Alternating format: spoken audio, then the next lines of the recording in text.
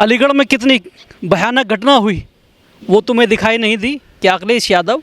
तुमने संविधान और बाबा साहब का फ़ोटो सिर्फ इसलिए लिया था कि तुम वोट लेकर सांसद तो बन जाओगे और मजबूती से अपने आप को स्थापित कर लोगे, और वोट डालने के बाद जब इनके साथ इनकी हत्याएं होंगी, इनके ऊपर अत्याचार होंगे, तो आप अपनी कानों में रुई डाल के चैन की नींद सो जाएंगे।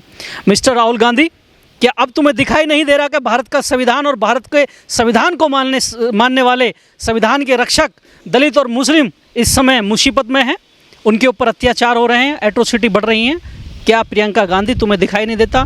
क्या मल्लिकार्जुन खड़गे तुम्हारे कान खुले हुए हैं? अगर मेरी आवाज़ तुम तक जा रही हो तो ज़रा इन बातों पर विचार करें और इनके साथ जितने भी इनके अन्याय हुए हैं इन पीड़ितों के साथ खड़े होकर अपनी आवाज़ से आवाज़ बुलंद करने का काम करें। भारतीय जनता पार्टी के खिलाफ पूरे चुनाव में अगर किसी ने खुले ऐलान से बिगुल फूंका तो वो दलित और मुस्लिम ही था।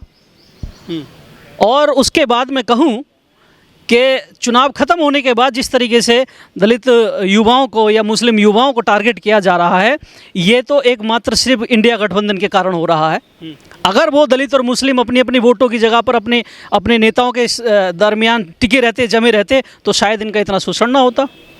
कम से कम इनके नेता तो इनकी आवाज़ सुन रहे होते, क्योंकि ना तो अब इस समय दलित नेता नज़र आ रहे हैं, ना ही मुस्लिम लीडर नज़र आ रहे हैं, जिस तरीके से घटनाएं हो रही हैं। नमस्कार, मैं ओमदेव। आज हम हैं गाजियाबाद में, हमारे साथ हैं मुकेश गौतम जी। मुकेश गौतम जी एक संस्था चलाते हैं, राष्ट्रीय परिवर्तन शक्ति। औरंगजेब मारा जाता है, आकाश जाटव मारा जाता है, गौरव जाटव मारा जाता है और सद्दाम भी मार दिया जाता है। ये जो ऐसी तो मतलब बिरादरी धर्म के लोग हैं, ये जो सबसे ज़्यादा शोषित बताए गए हैं उत्तर प्रदेश में, राम राज्य में। आप क्या कहना चाहोगे इन घटनाओं को लेकर? मैं राहुल गांधी से कहना चाहूँगा कि राहुल गांधी जी, आपके कान खुले हुए हैं या बंद हो गए? मैं अखिलेश यादव जी से कहना चाहूँगा, आपकी आंखें खुली हुई हैं या बंद हो गई? और मैं तमाम उन लोगों से कहना चाहूँगा जो इंडिया गठबंधन के हमराही हम साथी थे, जो संविधान के रक्षक बनकर और संविधान में आस्था रखने वाले तमाम वोटरों को रक्षा सुरक्षा का आश्वासन देकर उनकी वोट हड़पने वाले उन सभी गठबंधन के नेताओं से कहना चाहूँगा कि तुम्हारे आँख और तुम्हारे कान अभी खुले हैं या बंद हो गए? क्या इस समय तुम्हें दिख नहीं रहा जो खुला तांडव चल रहा है दलितों और मुस्लिमों के खिलाफ?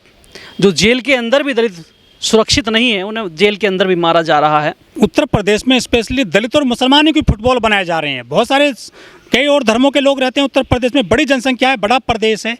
ये जो है दो समुदाय है, क्यों निशाने पर हैं, दलित और मुसलमान? क्योंकि सही मायने में ये दलित जो खुद में कमज़ोर है, वो उसकी जनसंख्या तो ज़्यादा हो सकती है, लेकिन वो मेजॉरिटी में नहीं रहता, गुट में नहीं रहता। मुस्लिम जो कट्टरता के आगे झुकता नहीं है, लेकिन कई जगह पर वो अपनी हटकर्मी की भी कई कारण हो जाते हैं। तो ये मेजॉरिटी का कारण है, मेजॉरिटी में ना रहने के कारण इनके साथ ये सब हो रहा है। अगर ये मेजॉरिटी में बनकर रहें, एक दूसरे के हमजोली बनकर रहें, तो इनका शोषण नहीं होगा। लेकिन अगर ये एक दूसरे से दूर रहते हैं, एक दूसरे से इनमें दूरियां आई हुई हैं नेताओं के कारण, राजनीति के कारण, जिसका कारण इनकी हत्याएं हो रही हैं। लेकिन राहुल गांधी और अखिलेश यादव तो बाबा साहब की तस्वीर ले घूम रहे थे कंधे पर कि हम संविधान बचाएंगे, हम दलितों को बचाएंगे, हम मुसलमानों को बचाएंगे, हम जो है गरीब गुरबा की बात करेंगे। लेकिन संसद में भी जो है बाबा साहब की जो प्रतिमा हटा दी गई, यूपी में दलितों मुसलमानों की हत्या हो रही है। तो ये जो ऐसे नारे देते हैं इंडिया गठबंधन के नेता, वो सब क्या फौरी होते हैं? जो आज अत्याचार इतने बढ़ गया, वो कहीं नहीं जा रहे हैं। वो मुझे बड़ा दुख होगा एक बात कहते हुए, इसे इंडिया गठबंधन ना कहते हुए इंडिया ठगबंधन कहा जाए तो बढ़िया रहेगा। इन लोगों ने जिस तरीके से लोगों का वोट ठग कर और लोगों के बीच से गायब हुए हैं, ना तो अखिलेश यादव जी दिखाई दे रहे हैं और ना ही राहुल गांधी जी दिखाई दे रहे हैं, ना ही इनका कोई ट्वीट आया है। कमाल की बात यह है, ना तो इनकी कोई सोशल मीडिया पर कोई ऐसी टिप्पणी नज़र आई जिससे कोई आदमी को थोड़ा सा तसल्ली मिले, आराम मिले कि हाँ भाई कम से कम नेता हमारे बारे में जानता है कि हमारे ऊपर अत्याचार हो रहा है। इन्होंने कोई टिप्पणी नहीं की है, इनका कोई लीडर नहीं बोला है।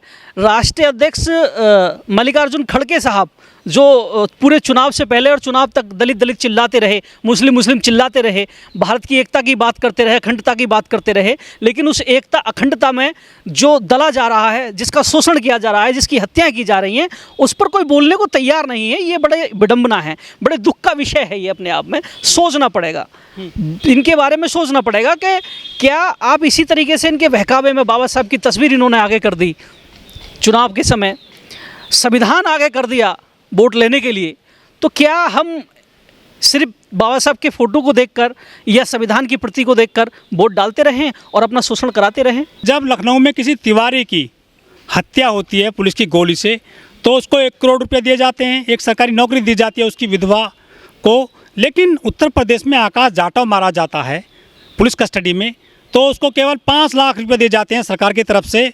और ऊपर से भीड़ ने जो विरोध किया था आकाश के लिए, 127 लोगों पर मुकदमे दर्ज कर दिए जाते हैं। ये कैसा न्याय देखते हैं? क्या क्या भेदभाव है जातियों को लेकर उत्तर प्रदेश में? ये जातीय भेदभाव तो था ही और है ही, इसे टाला नहीं जा सकता, ना ही इसे ख़त्म किया जा सकता है। और मुझे लग रहा है जो सरकार इस समय उत्तर प्रदेश में चल रही है, इस सरकार ने तो जातिवाद का एक इतनी बड़ी दीवार पैदा कर दी है, जिसे आपने बताया, जो एप्पल का एरिया इंचार्ज था, आपने उस बात को याद दिलाया, तिवारी, जो पुलिस का डिफेंस करते में उसे गोली मारी पुलिस वाले ने, तो उसे 1 करोड़ रुपया दिया गया।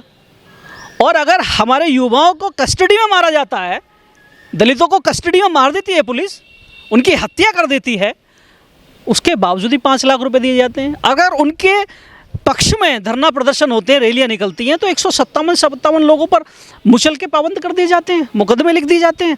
ये क्या है? आप इसे क्या देखेंगे? क्या ये लोग हिंदू नहीं है? अगर मैं हिंदू की बात करूं तो क्या ये कहते हैं कि कोई दलित नहीं है, सब हिंदू हैं?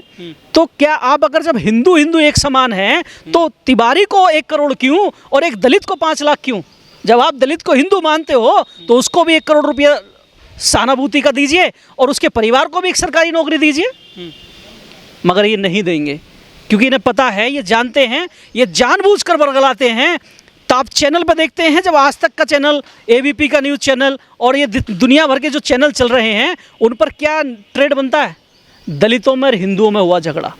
आपने देखा था दलितों का महाआंदोलन, हिंदू दलितों के साथ हिंदुओं को अलग कर देते हैं, ये हिंदुओं को दलितों से अलग कर देते हैं ये। लेकिन जब वोटों की बारी आती है तो दलित हिंदू हो जाता है। लाश की जाति होती है, जाति मरने के बाद भी नहीं जाती। आपने देखा होगा कि किसी अभी जो घटना हुई दादरी में हुई है, दादरी में जो घटना हुई, महिला संस्कार नहीं करने दिया, संस्कार नहीं होने दिया, तो क्या हुआ? किसकी लाश थी वो एक जाटव महिला की थी, वो एक ऐसी महिला की थी। और अगर वही किसी अपर कास्ट की होती तो वो उसकी लाश होती। तो लाश की जाति होती है और वो मरने के बाद बॉडी तो फूक जाती है, ख़त्म हो जाती है, लेकिन जाति ख़त्म नहीं होती, वो हज़ारों साल युगों तक चलती रहती है। अभी हम जैसे कह दें, संत रविदास की जाति को जाति से नापते हैं लोग, मानते हैं आप? तो कितने समय पहले उनका शरीर विलीन हो गया, पंचतत्व में विलीन हो गया। लेकिन आज भी अगर हम बात करें जाति की, तो संत रविदास को आज भी जाति के नाम से ही जाना जाता है। तो जाति है कि जाति नहीं? तो ये राम राज्य नहीं है क्या उत्तर प्रदेश में? योगी जी तो कहते हैं राम राज्य का मतलब ही है कि दलितों का, मुस्लिमों का और जो अल्पसंख्यक हैं उनका दमन होना। जो मुझे लग रहा है, जिस तरीके से चीज़ें चल रही हैं, अब राम राज्य है, हमें लग रहा है कि क्योंकि राम तो स्थापित हो चुके हैं। अगर राम स्थापित हो चुके हैं और यहाँ पर इस तरीके की हत्याएं हो रही हैं, मर्डर हो रहे हैं, अत्याचार बढ़ रहे हैं, रेप की घटनाएं बढ़ रही हैं, मृतक को अंतिम संस्कार नहीं करने दिया जा रहा है, तो क्या कहें? राम राज्य में तो हो रहा है ये सब, क्योंकि राम तो इस समय स्थापित हो चुके हैं, सबके आराध्य हैं। दलित भी तो बहुत राम को मानने वाले लोग हैं। अरे सबरी अगर उन्हें बेर ना खिलाती तो सबरी की कहानी कहाँ से उनके साथ जुड़ती? कुछ बहुत सारी चीज़ें ऐसी जुड़ी हुई है क्या सबरी वाली? जैसा भी है, ग्रंथों में इनके द्वारा बताई गई घटना है, जैसा भी है, एक बार को मैं इसे सच मानूं, हालांकि मैंने इसकी तस्दीक नहीं की है कि सच है या झूठ है, लेकिन जुड़ा तो है, कॉन्सेप्ट तो जुड़ा हुआ श्री राम से ही।